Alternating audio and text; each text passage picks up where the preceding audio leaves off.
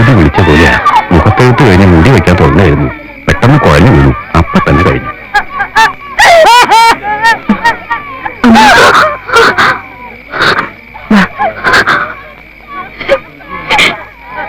ബാക്കി കാര്യങ്ങൾക്ക് ഏർപ്പെടുന്നൊക്കെ ചെയ്തു. ചിരിക്കൊന്നും വേണ്ട. അമ്മക്കുട്ടിയുടെ ഭർത്താവിനെയും ഞാൻ കൊണ്ടുപോകും. ഭഗവതി കൽപ്പിച്ചതാ എന്നോട്.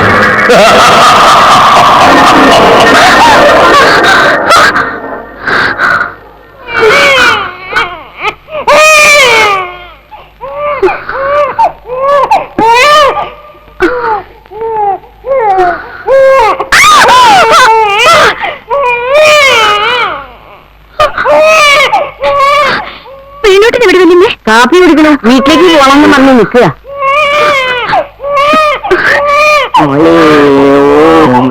പുറത്തേക്ക് പോരുത് കേട്ടില്ലേ? എന്റെ പുന്നാരം കേട്ടിരുന്നാലേ അച്ഛനെ സൂലാന്ന് പറഞ്ഞ് ഫോൺ വന്നിട്ട് തുറന്ന പോരുത് വേണോട്ടാ.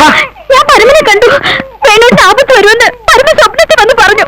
വേണോട്ട് അറിയില്ലേ, എന്റെ കൈരേഖയും വെള്ളത്തിന് കൈരേഖയും ഒരുപോലെ. അതിന് സ്വപ്നം സത്യമാവും.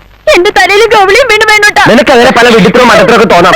സയൻസ് ആകാശം കിടന്ന് അപ്പുറത്തേക്കാ. അതിന്റെ ഇടയിൽ അവളുടെ രേഖാശാസ്ത്രം ഗൗളിശാസ്ത്രവും. ഇന്ന് പോരുത് വേണോട്ടാ. ഞാൻ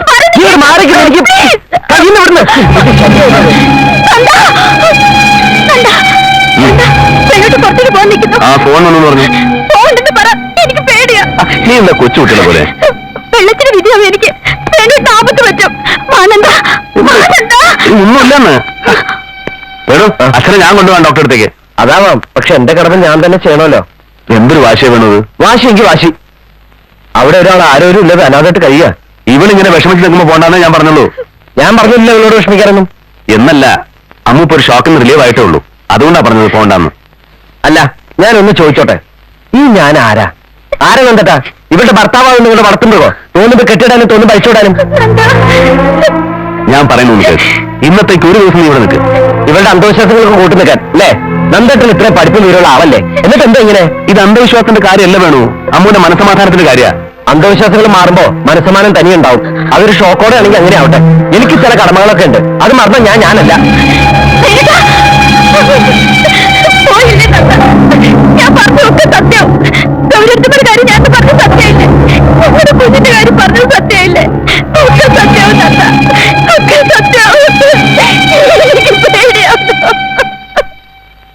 രാധ വെറുതെ പരിഭ്രമിച്ച് വിളിച്ചതാ.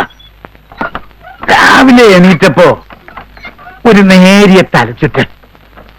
വേണു വന്നപ്പോഴേക്ക് അതങ്ങ് മാറുകയും ചെയ്തു. അടുത്ത ആഴ്ച ഏതായാലും ഡോക്ടറെ കാണണം. അപ്പൊ മതി എന്ന് പറഞ്ഞിട്ട് കേൾക്കാതെ പോയിരിക്കുക ഡോക്ടറെ കാണാൻ.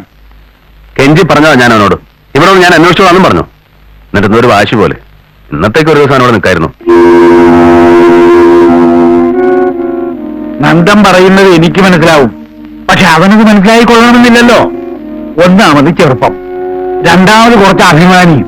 അച്ഛൻ അവനൊന്ന് പറഞ്ഞു മനസ്സിലാക്ക്. കഴിഞ്ഞ 10-18 വർഷമായിട്ട് എന്റെ ജീവൻ വെച്ച അമ്മ മാത്ര.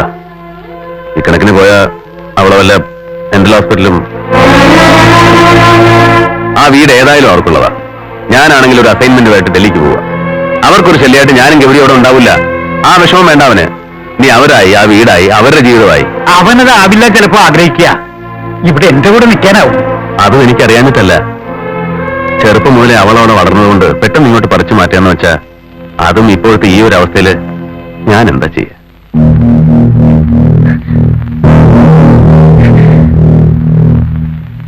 ഒരു വഴിയേ ഉള്ളൂ. ഞാൻ അവിടെ വന്ന് താമസിക്കാൻ കുറച്ചു ദിവസം. എന്നെ ഒറ്റയ്ക്കാക്കി എന്നുള്ള വിഷമം അവനുണ്ടാവില്ല.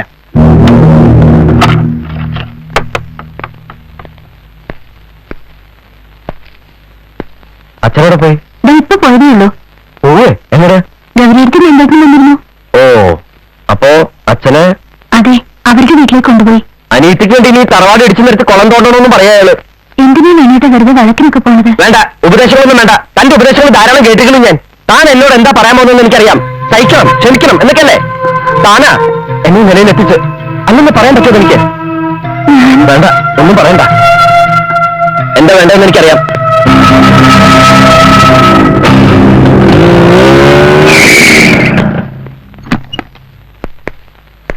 എവിടെ നന്ദോപൻ IAS? എന്റെ ജീവിതം തുറയ്ക്കാൻ ഒരുങ്ങി പുറപ്പെട്ട ജീനിയസ്. സന്തോഷമായില്ലേ ഇപ്പോ? സന്തോഷമല്ല, സമാധാനം. നിങ്ങൾ ഒരുത്തിനതിനൊക്കെ കാരണം നിങ്ങളുടെ സ്വാർത്ഥത. നീ എന്തൊക്കെയാ വേണം ഈ പറയുന്നത്? ഞാൻ പറയുന്നതിലാണ് കുറ്റം, നിങ്ങൾ പ്രവർത്തിക്കുന്നതിലല്ല. ഒരു തെറ്റും ഞാൻ ചെയ്തിട്ടില്ല. I have an important meeting. നീ ഇവിടെ ഇരിക്കെ, സമാധാനമായിട്ട് സംസാരിക്കാം. ഓ, നിങ്ങൾക്ക് മാത്രം മീറ്റിംഗ്, നിങ്ങൾക്ക് മാത്രം തിരക്ക്, എല്ലാം നിങ്ങൾക്ക്. ഞങ്ങളൊക്കെ ചെറ്റകളാണല്ലോ അല്ലേ? വേണം. ലോകത്തിൽ വേറെ ആർക്ക് അനീതിമാരില്ലല്ലോ. ആദ്യം അനീതിയുടെ പേരും പറഞ്ഞ് എന്റെ ഏർത്തി അടിമയാക്കി, പിന്നെ എന്നെ, ഇപ്പൊ ഞങ്ങളുടെ അച്ഛനെ. എന്നെ ആരും നിർബന്ധിച്ചു കൊടുക്കുന്നതല്ല. കുറച്ചു ദിവസം ഇവിടെ നിൽക്കാമെന്ന് ഞാനാ പറഞ്ഞ് പ്രലോഭിപ്പിച്ചിട്ട്. കണ്ടേട്ടാ, എന്നും മന്ദിരത്തിൽ കൊടുത്താറുള്ള ഒരു അസ്ഥിത്ര ഉണ്ട് അവിടെ, എന്റെ അമ്മയുടെ അസ്ഥിത്ര. അത് നിങ്ങൾ പലതാക്കിയില്ലേ? കുറച്ചു ദിവസം കൂടെ ക്ഷമിക്കണ്ടോ? ഇത് നിങ്ങളുടെ വീടാണ്. ഞാനും ഗൗരി ഇനി ഇവിടെ ഉണ്ടാവില്ല. ഓ, ഈ മണിമാല കൊണ്ട് ഞാനങ്ങ് മയങ്ങി നടന്നു വിചാരിച്ചിരിക്കുന്നത്. അനാവശ്യമായ കോപം കൊണ്ട് ഭ്രാന്ത് പിടിച്ചിരിക്കുകയാണ് നിനക്ക്. ഇപ്പൊ ഒന്നും പറഞ്ഞാൽ മനസ്സിലാവില്ല. ഭ്രാന്ത് എനിക്കല്ല, നിങ്ങൾ നിൽക്കുന്ന പെണ്ണുണ്ടല്ലോ അവർക്ക് ഭ്രാന്ത്. അതും സ്വയം ഉണ്ടായതല്ല, നിങ്ങൾ ഒരിക്കലും ഉണ്ടാക്കി വെച്ചതാ. സ്വാർത്ഥതകൊണ്ട് ഒക്കെ സ്വന്തം ചെറുകിന്റെ കീഴിൽ വെച്ച് മേനി നടക്കണമല്ലോ നിങ്ങൾക്ക്. നീ ആരോട് സംസാരിക്കുന്നെന്നറിയോ? അറിയാം, നിങ്ങളുടെ എന്റെ ഏർത്തിയുടെ ഭർത്താവിനോട്, വലിയ IAS കാരനോട്. അതുമല്ല, നിരൂപകൻ, കാർട്ടൂണിസ്റ്റ്, കവി, ക്രാന്തദർശി. പേടിപ്പിക്കണ്ട, ഞാൻ എന്റെ ഭാര്യമാളെ വിളിച്ചോണ്ടാണ് വന്ന്. നിന്റെ ഇഷ്ടത്തിൽ നിനക്ക് തോന്നിയ പോലെ ജീവിക്കാൻ എന്റെ അനിയത്തെ ഞാൻ വിട്ടുതരില്ല. നിങ്ങൾ വിട്ടു തരണ്ട, അല്ലാതെ അവളെ കൊണ്ടുവരാൻ എനിക്കറിയാം. മാന്യമായി പോറ്റാനും അറിയാം. പട്ടുമത്തെ മണിമാളികയാണ് ജീവിതം കരുതുന്നത്. നിങ്ങളൊരു വിഡ്ഢിയാണ്. IAS കാരനല്ലെങ്കിലും അഭിമാനത്തോട് ജീവിക്കാൻ ഞാൻ പഠിച്ചിട്ടുണ്ട്.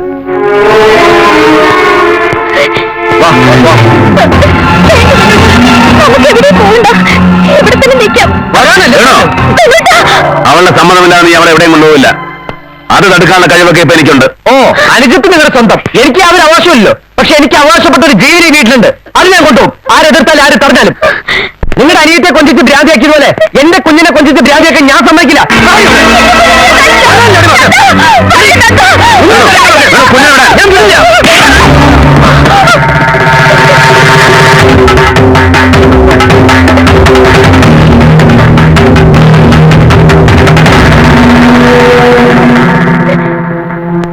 മതി, തൃപ്തിയായി. നിങ്ങൾക്ക് നിങ്ങളുടെ വഴി, എനിക്ക് എന്റെ വഴി. ഇനി ഞാൻ ആരും ബുദ്ധിമുട്ടിക്കാൻ ഇവിടെ വരില്ല.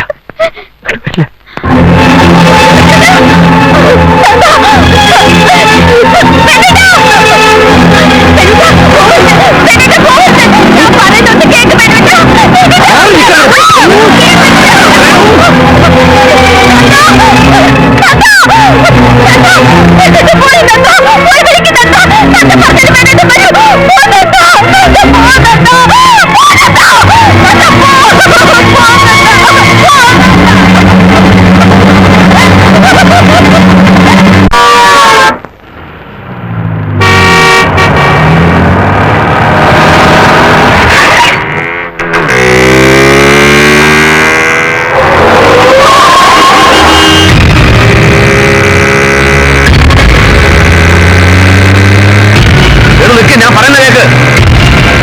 I M sorry. പ്ലീസ്, അമ്മ അവിടെ കരയാണ്. Please come back. Please, I'm sorry. ഞാൻ മാപ്പ് ചോദിക്കാൻ പോരെ?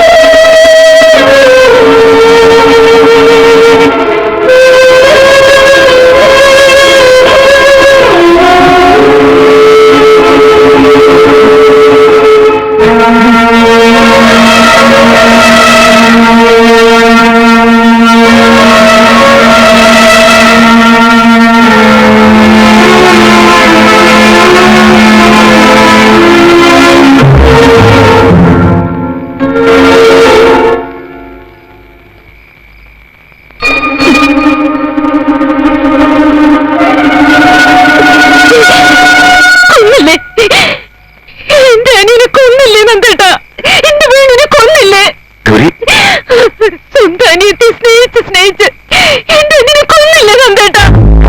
ഒന്നും പറയണ്ട. ഇത്രയും വലിയ ശിക്ഷ കൊടുക്കാൻ കേക്ക് വേണം ഞാൻ ചെയ്യുന്നത്.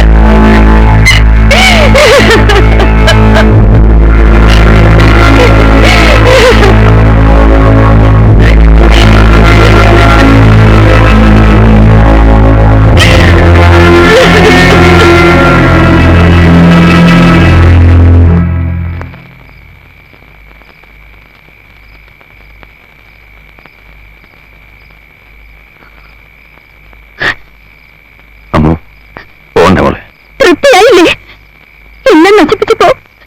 സമാധാനമായില്ലേ നിങ്ങൾക്ക്? ഞാനില്ല. ഞാൻ അങ്ങോട്ടുമില്ല. ഈ മുഖം എനിക്ക് കാണാൻ വേണ്ട.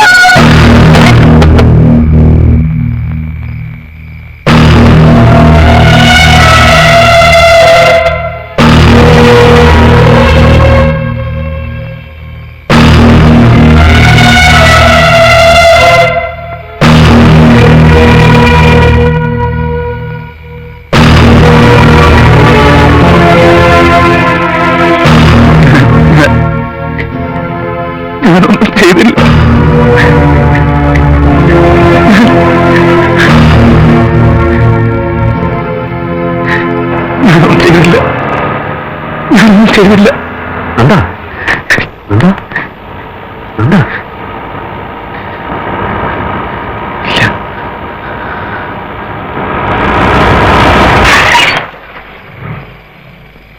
സാറ് ഈ വഴി വരുന്നുണ്ടെന്ന് അറിഞ്ഞു.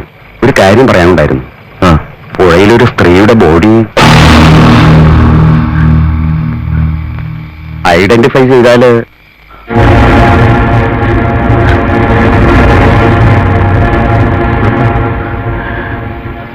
കുട്ടിമാവ ചെന്ന് നോക്ക്. എനിക്ക് കാണാൻ വയ്യ അവളെ. ശരിക്കും നമുക്ക് അവന്റെ മനസ്സിൽ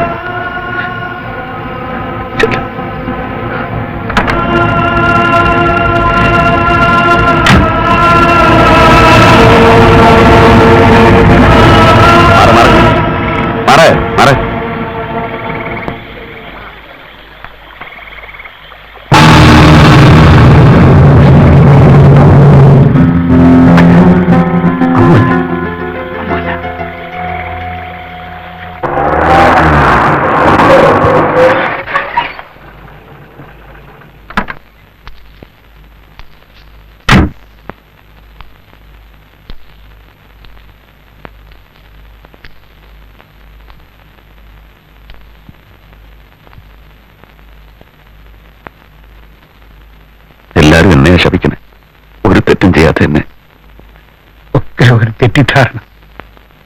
നന്ദൻ സ്വയം ശിക്ഷയും വിധിച്ചു. അതിന്റെ പേരിൽ എന്റെ മോളെ കരയാത്ത ബോധമുണ്ടായിട്ടില്ല.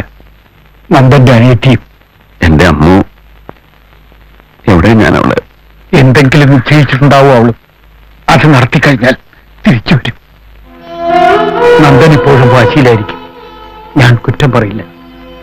ഉപേക്ഷിച്ചു പോകൽ എളുപ്പമാണ് ആർക്കും. ഞാനാരാ ഇതൊക്കെ പറയാൻ? എന്റെ ഗൗരി കണ്ണീര് കുടിച്ച് കഴിയുന്നത് കണ്ടപ്പോ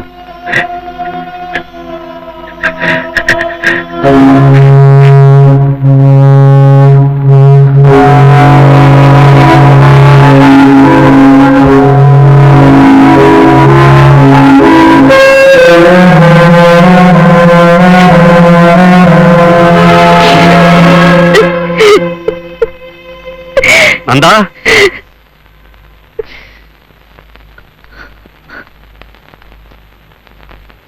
അമ്മ എവിടെ ഉണ്ടെന്ന് മനസ്സിലായി? എന്താ സ്വാമിമാഷ് കണ്ടു?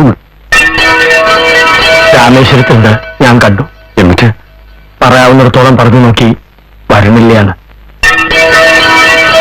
श्रीराम जय राम, श्रीराम जय राम जय जय, हरे श्रीराम जय राम, श्रीराम जय राम जय जय. എങ്കിലും എനിക്കറിയായിരുന്നു ഏട്ടൻ വരുമെന്ന്. കൂടെ കയറിയെടുത്തുന്നേ ഉണ്ടാവുന്ന എന്റെ മനസ്സിൽ ആരോ പറഞ്ഞു. ആരുമല്ല, വേണാട്ടം തന്നെയാണ് എന്റെ മനസ്സിലിരുന്ന് പറഞ്ഞത്. എന്തെന്നായാലും നന്ദേട്ടനെ ഉപേക്ഷിക്കില്ലെന്നും എനിക്കറിയായിരുന്നു. എന്നാലും മോളെ ആരോടും പറയാതെ ഇങ്ങനെ. ആരോടും? ഈ ഗൗരി എടുത്തമ്മയോടോ? ഞാനും വരാന്ന് പറയാം എടുത്തമ്മ. കൂടെ കുട്ടിയമ്മയും കൂട്ടാന്ന് പറയും. അപ്പോഴും ഏട്ടന്റെ അച്ഛൻ്റെ ദിവസം അവസാനിക്കില്ലല്ലോ. കുട്ടിമാമ എന്ന് പറഞ്ഞപ്പോ നിന്നെ കാണാണ്ടായെന്ന് കേട്ടപ്പോ വേണേട്ടന് വേണ്ടി എനിക്കൊന്നും ചെയ്യാൻ കഴിഞ്ഞില്ല. വിവരദോഷം കൊണ്ടാവാം ജീവിച്ചിരുന്ന കാലം മുഴുവനും വേണേട്ടനെ ഉപദ്രവിച്ചിട്ടുള്ളൂ ഞാൻ. എന്നിട്ടും വേണേട്ടനെ വരത്തില്ല. കൂടുതൽ കൂടുതൽ സ്നേഹിക്കുകയും ചെയ്തത്. ഇനി വേണേട്ടന് വേണ്ടിയുള്ള അവസാന കർമ്മം കൂടി ചെയ്യണം.